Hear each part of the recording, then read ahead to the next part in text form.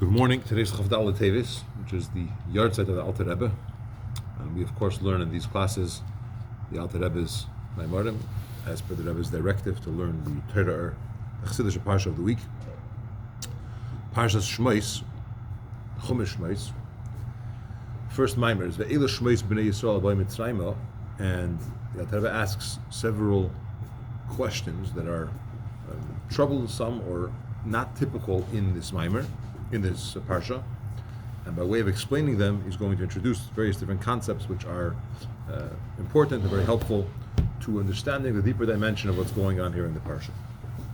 So the pasuk says, "Ve'elu shmos b'nei Yisrael abay Mitzrayim." These are the names of the Yidden who are coming to Mitzrayim. Es Yaakov ish uveisei bo. Yaakov and man and his family they came. Hine beparshas vayigash nemar gam kein ve'elu shmos b'nei Yisrael abay Mitzrayim Yaakov uvanov. Question number one. In Parshas Vayigash, when they went to Mitzrayim the first time, it already says that Yaakov and his children and their names went to Mitzrayim. Why do you have to say it again here? General principle in Torah, we don't repeat if we don't have to. Why is it repetitive? Why did Torah decide to repeat what we already said? Question one. Question two, Gam lahavin. We also have to understand the changes from there to here. In other words, yes, it's doubled, but it's also said differently. The Kan Nemar Abai Mitzrayim es Yaakov. Over here it says they came, or the ones that are coming to Mitzrayim es Yaakov. Ubevayigash Nemar Abai Mitzrayim Yaakov. And in Vayigash it doesn't say the word es. It just says they're coming to Mitzrayim Yaakov. Next question. We also have to understand Mashakos of the Parshas Vayigash b'nei Yisrael Yaakov uvanov shekil Yaakov gamkem v'chal b'nei Yisrael. In Vayigash it says like this: these are the children of, or these are the b'nei Yisrael, children of Yisrael, which is Yaakov who went to Mitzrayim, Yaakov and his children. So Yaakov is counted as one of the children of Yaakov. How does that make sense? But Yaakov Yisrael Atzma. Yaakov is Yisrael. B'nei Yisrael means Jews, but it means the children of Yisrael. You don't say Yisrael again. Yaakov is not going to be called, your name is not going to be Yaakov anymore, rather it's going to be Yisrael. So why this change? How is he called children of Yisrael? Okay, so the idea is like this. We're going to introduce a general concept how to relate to Mitzrayim, what it's about. Based on that, we'll have an appreciation of what these nuances represent. The idea is, we descended. A double term. Descended, we descended. It doesn't say we went down to Mitzrayim, it says descended, we descended. Which means Yerida achar Yerida, there was a descent after a descent. We went very low down. Okay. When it talks about Yitzias Mitzrayim and coming out, it says, I'm going to elevate you, also elevate you. So again, there's a double term. Why? Because we went down double, you got to get up double. It's two elevations, one Ilui after another. And the truth is, B'Yitzias Mitzrayim, the truth is that by Yitzias Mitzrayim they only went up one time. But it says two. The second time is going to be when Mashiach will come. The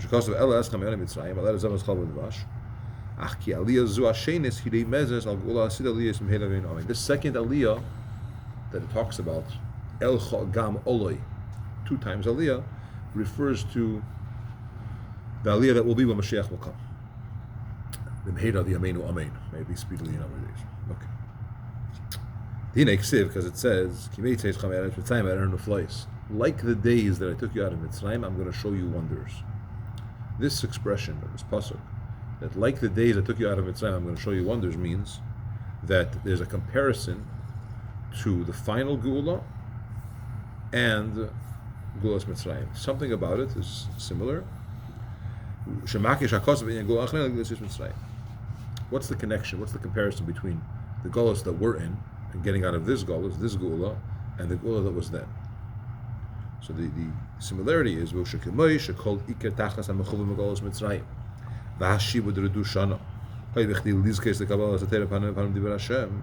Just like the main reason, the whole purpose actually, why we had Golos Mitzrayim, why we were enslaved for 210 years, was in order that we should have the zchus, the merit, to receive the Torah, which was an experience where face to face Hashem spoke to us.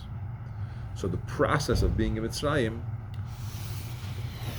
elevated us, took us, brought us there. Like it says, this is to you the wonder. When I take you, the nation, out of Mitzrayim, you're going to serve Hashem on this mountain. So we're comparing Geulas Mitzrayim to this current Geula, which basically means that the Golos that we had then and the Golos that we have now are similar. In what way are they similar? The purpose of the Golos, why we had to go through 210 years of enslavement in Mitzrayim, was in order that we should be meritorious or refined to have the experience of Matan Torah. The face-to-face revelation of Hashem to mankind, which happened then, is a result or was doable because of the enslavement in Mitzrayim. Now, there's many other questions on this topic, and who said we should be punished or suffer as a result, that level of suffering.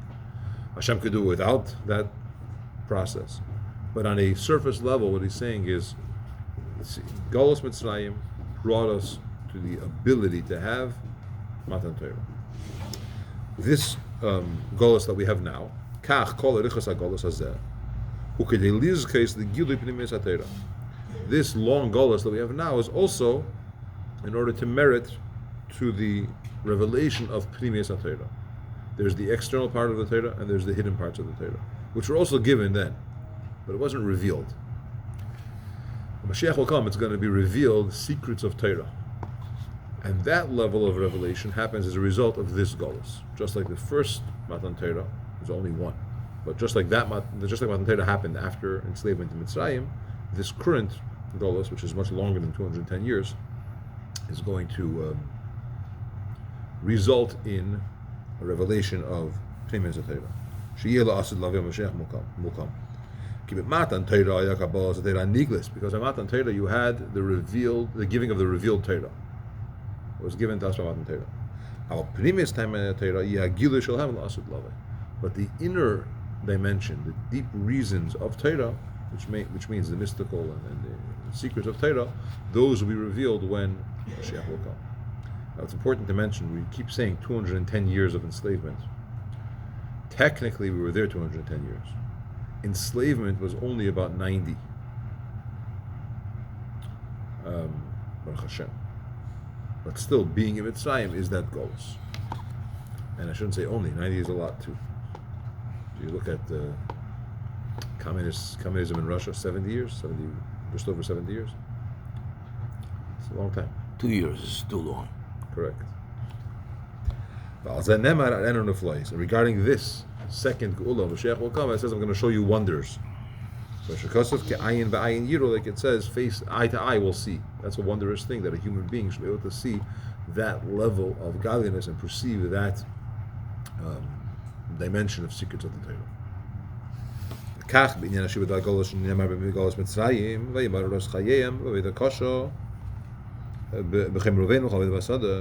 Similarly, if you look closely at the detailed description of the enslavement in Mitzrayim, it says like this: they bittered their lives. Bitter is one expression. Ba'avodah kasha, with hard labor, difficult labor. B'chemer, with mortar. B'veinim, with bricks. U'b'chol avodah basada, and all types of work in the field. Okay, so bitterness, hard labor, bricks, mortar, bricks, and labor, field labor. That also applies to this later time that we live in now. Now, I hope we're not bittered and forced by an Egyptian taskmaster to lay bricks, okay, without giving us the supplies and hitting us if we don't do the quota. What does it mean? They bitter their lives. It's Torah ki chayenu. Torah is our life. Bitter their life means you have to work hard to understand Torah. It's not a book that you read with feet up on a couch. It takes effort to try to understand Torah. Ba'avoida kasha, with hard work. Kasha, hard, is also kushya, which is questions. When you learn Torah, there's questions that are asked to understand the question, try to resolve the question. It's not smooth sailing just to figure out learning of Torah. It's hard work. But you see the words of the pasuk, Vayimararu es chayim, they bitter their lives, alludes to the frustration, we'll call it, but bitterness in Torah. The kasha, hard labor, is questions that we have. B'chemer is the process of da kal v'chemer. One of the principles of learning is kal v'chemer, where you take something and you say, I'm going to compare A to B. Why? Because A, that it's a situation or a case that's very lenient, and we use such a harsh result or verdict, how much more so in the more chemer case, which means the more strict case, we're going to make the result strict. Because in the easy one it was strict, of course in the hard one it's going to be strict.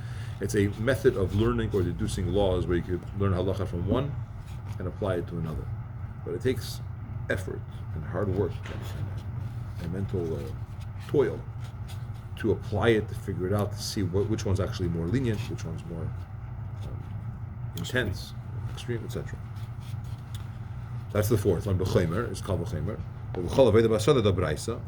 And all the, it's actually not, it's not going in order, but all the work in the field is brisa.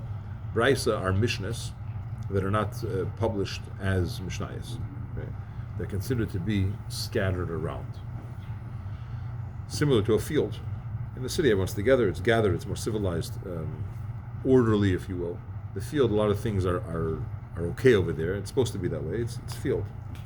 Brisa is compared to that as well. The Mishnah, you open it up, it says, but Brisa, all of a sudden he pulls a Brisa from somewhere else, and it becomes a contradiction. You have to figure it out, resolve it, see what it actually means. Why wasn't it included there, and so on. So when you say the work in the field, it means the understanding of Brisas. Ubilveinim da hilchasa. Bricks are, in Hebrew we say leveinim, which is the same word as white. Lavan is white. Leveinim, spelled the same way, is bricks. White means to whiten the halacha. You have to figure out what to do. What do I do? What's psak? Okay, what's the halacha? You have to go to, let's take a Shulchan Aruch, and you see the Shulchan Aruch has a lot of different elements to it. You have a Tur, which is taking after the Rambam, and others, the Rosh and so on. What does it say? What does it mean? And then you have the commentaries on the side, the Bach and others that are here to explain what he means, or sometimes differ or qualify. You come to the Shulchan Aruch, who is taking all these together and saying that it's slightly nuanced or different or the same. And then you have the Shach and the Taz, depending which part of Shulchan Aruch, and who are going to argue or clarify or specify what it really means. What do I do? You have to whiten the halacha. You have to figure out what is it. There's different opinions. Those opinions have context to them. It applies in certain cases. It doesn't apply in other cases. One is lachatchila, one is abadiyavid, one is opinion, one is majority opinion, minority. I mean, there's so many pieces. You want to know the halacha, that's bricks. You have to whiten it and figure it out. Really, it goes from chumash. The pasuk said, on Shabbos, don't do this. What does that mean? Well, the Rambam says it. When he said it, it means this. How far could you take that? Does it keep going? Does it modify it? So it's hard work. She'ein biyadena halacha brura. We don't have in our hands a clear halacha, v'din borer, and a clear psak, so a clear ruling. Kikol dini atayra v'machlekes shnuya. All laws of Torah are learned with machlekes. Now these are not fights. These are different opinions, strong opinions, coming from different angles, and that's how you learn. Halal machshir no mitaren. These, for example, Beis Hillel are the ones that are making it kosher and purifying it. The halalu peisel no mitamen, and these, the other opinion, often is Beis Shammai, are the ones that say no, it's possible and it's impure. And if so, just like through the enslavement in Mitzrayim, through chaymer, which was mortar and bricks, we merited to get them out on Torah. Similarly, through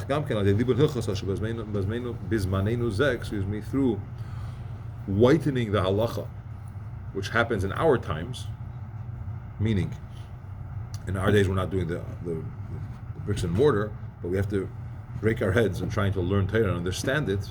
Right back then, they didn't have that. Moshe Rabbeinu said it, and it was clear, and that's what you do. There's no this whole back and forth. We'll have this chus of reaching the revelation of Pnimiyas Torah, where it says, "I'm going to show you wonders," because it's a wondrous thing. It's a novelty to understand and see those inner dimensions of Torah. There's answers from the Rebbe regards the people that either had stress, debt. In different contexts, he talks about it. That if you'll exchange or you'll introduce a stress of learning, you'll avoid the stress in the other place. You could take the learning of Torah and break your head on it, which is not always so gishmak, at least in the beginning, and the process, and it's hard work, and push. This is in exchange for a different type of hard work, or annoyance, or pressure, or stress that one may have. He said it in regards to debt. Somebody complained about debts that he had. That we told him, pay up your debts that you have in learning. You committed to do this learning, that learning, you didn't do it. Like you owe the learning. You could pay up your debt that way. In other words, you'll have debt which you pay. The other debts will also be paid up. You find this similar concept. He's saying just like you have hard labor, literally in Mitzrayim, we have the intense mental focus and effort on learning Torah, which brings us to the gilui of Pnimiyas Torah, which will be Mashiach. What does it mean to whiten the halacha, to understand this? And also to understand the reference that we had, all the work in the field, which is, we said, our brises. And how through this are you going to have the gilui when Mashiach will come? We have to first introduce the concept of, and we said this lately in the more recent Memorim, we said this many times, Melech Meshubach, we say in Baruch Shamar, the king that is praised, umefuar, and beautified, Adei forever, Shmei HaGadol, your great name, his great name. Okay, so there's different expressions or layers of the praising and exalting, beautifying Hashem's name forever. Kihine, the ultimate purpose why the neshama came down into this world is a yirida tzerech aliyah. We know very often that Torah brings this. Why did the neshama come down into this world? And he gives various different answers. A lot of them are repeats from a different angle, obviously with a different point. But here he's saying like this: the ultimate purpose of why the neshama came down into this world is to descend in order to have an ascent. In English, you're going to have a greater elevation, you'll reach a deeper level than you had before you came down. In order to be able to see in the pleasantness of Hashem, in Olam Haba, in the higher Gan Eden and in the lower Gan Eden, which what does it mean to see the pleasantness of Hashem? Shehu hasogas haneshames, that's the grasping of neshames, nen miziv hashchina. They have a delight from the shine of the Shechina. It's a wondrous delight, unlimited, and has no end to it. So in order to merit that the neshama should be able to appreciate and derive pleasure from the shine of the Shechina in the various different stages, higher Gan Eden, lower Gan Eden, etc., Elam Haba, it goes into this world. And that drop, when it comes back up, it has that ability.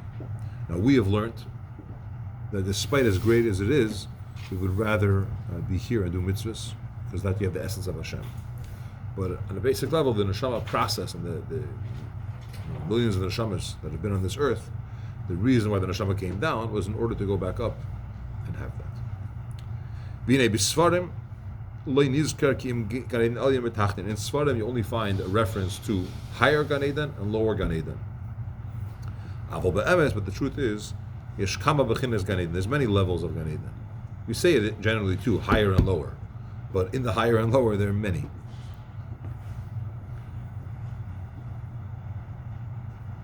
That's what it means. He's praised and beautified forever. Meaning that these levels of Hashem's name, which is His shine, which is what happens in Gan Eden, is really infinite. We hear it as higher and lower, but in davening, when we say, it's an expression that these things are well beyond having just a certain section or space. It's infinite. Where do you see this? Chazal tell us that tzaddikim, they never have rest. You would think, on a basic level, right? They finished whatever they had to do, they worked hard, and now it's vacation time. They never have any rest. Why? Because they keep growing and reaching higher levels in the world of truth. They don't have any menucha, because it says they go from strength to strength. They started off in the basic, they got higher and higher and higher, so they're not tranquil, they're not at rest, but in a positive way, because they're always appreciating the greatness of Hashem more and more. They go from strength to strength. And the pleasantness of Hashem, and that delight, it's from the level of the revelation of Hashem's great name.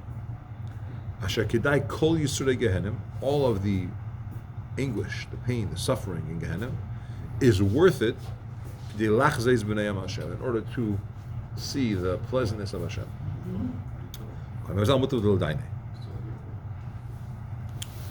Where's the pleasure? What is it? It's a revelation of Hashem's great name. His essence you can't relate to, right? But His name, His shine, you can. And that's what they're achieving or appreciating and so on. And we say like this: all of the suffering in Gehenna, right, is worth it, because then the neshama is fit to receive these delights. And there's an expression that it's better to judge him, as regarding Acher, who was a great sage, and through difficult experience, there was 4 Tanoim that went into the Pardes.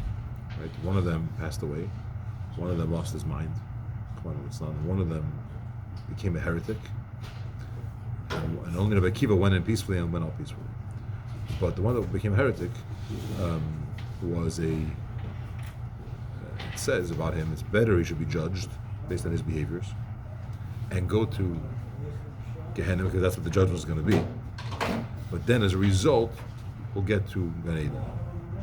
Why? Just say it. The Gemara says, regarding a bee, I don't want your honey, I don't want your sting. I mean, like, forget it. I'll forego the honey. I don't want the sting. And sometimes you say that, right? But we say regarding Gan Eden, it's worth to have Gehenna in order to get to Gan Eden. Now we don't need Gehenna. The world that we go through and the difficulty that's involved, and for a neshama, why take it down? It was such a special holy place. Take it down. It's very painful for the neshama. You force it to come into this world. It has to now deal with an animal soul. Everything is a fight for the neshama. It wants to serve Hashem and do the right thing, and it's constantly, the body is pulling it in a different place. Why are you doing this? And it's a risk. It may fail. The whole thing is very a suffering process. And then once it's here, it doesn't want to leave, because thankfully, because here's where it serves Hashem. But it's all worth it because it gets a higher level. Like you get a higher level with more remaining alive. Like the neshama is serving Hashem, it gets a higher level. Now, Amr Razal, Chazal tell us, Avram Avinu bachar le'yeshivut golos tachas yisur Gehenna. Avram Avinu chose golos over Gehenna. So we're going to have to do something to get to the next stage, whether it's Elam Haba or it's Mashiach's times. We'll have a revelation of the inner parts of Torah. And there was a choice given to Avram. Your descendants could have Gehenna, presumably 12 months, or they could have Golos. And Avram, like a very wise, good Yid, said, what is it? And he got a preview of what Golos is. He wasn't like in denial or misinformed. And he chose that over Gehenna. So there's a lot of things that we understand from this. Why? Because what's the idea of Gehenna? It's in order to refine the soul from evil maladies that are in this neshama. What's this term? Mitzaref la kesef. How do you prepare silver? It goes through a process, and the junk or the dregs or the impurities fall off. What happens? You burn it. It gets burnt up in the kur, which is the kilt, I think it's called, right? The nishar hakesef nakim kol sig, and then now the silver remains pure, clean from all types of junks. Kach, similarly, in order that the nefesh should receive the light of the spiritual, the light of Hashem, first it has to go through the fire of Gehenna, which burns off all those impurities of the neshama that it garnished on the way to its process in this world. To separate the bad from the good. Sometimes a person does certain things and they attaches to him certain evils, and if he didn't do tshuva, didn't get rid of it, then the Gehenna will get rid of it. It first has to get refined in the fire of Gehenna. To separate the bad from the good, because it says no bad is going to live with you. In other words, in that state, in Gan Eden, you can't have evil. So the neshama, to go there, you have to first clean it up or burn it off. Avram Avinu said, okay, we could do this process, but let's do it through Golus, not through Gehenna. Because in Golus you also have this concept of refining the neshama. As it says, Mikur Harbarzel Mitzrayim. The term that's used is Hashem took us out of the iron kilt in Mitzrayim. Similar idea. The process did something to our neshamas. The Golus Edem and the current Golus is called Kur Oini. Also the kilt of pain, poverty. It's a similar term. Pain, poverty, suffering, etc.